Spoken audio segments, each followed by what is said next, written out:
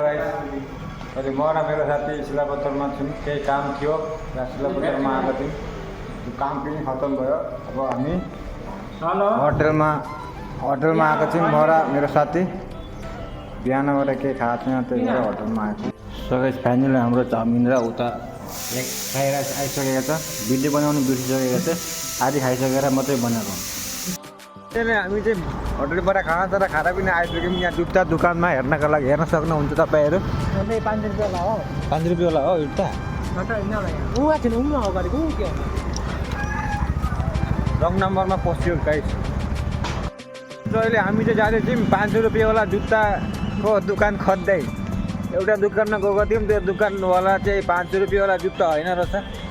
अब हामी 500 रुपियाँ वाला जुत्ताको दोकान खोज्दै गर्दै गएको। सो गाइस हामी चाहिँ आइसकेको छौँ 500 रुपियाँ वाला जुत्ताको दोकानभित्र पसिसक्यौँ गाइस, हेर्न सक्नुहुन्छ। भैया जुत्ता लेना, जुत्ता हेर्नु पर्यो। कुन चाहिँ लिन्छ तिमी?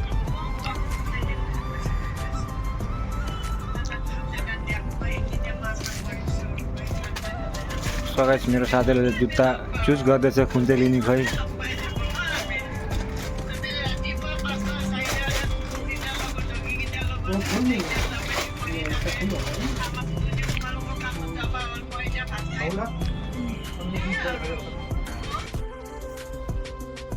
यस्तो वाला त मेरो पनि छ, तर यो यति माथिको चाहिँ छैन हो। तल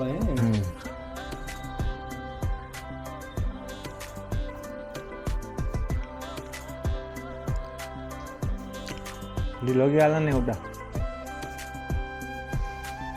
कलर है। चिप्पुमा गर्छ गाडी। कितना है ये? ठीक से 1200 ये देखो।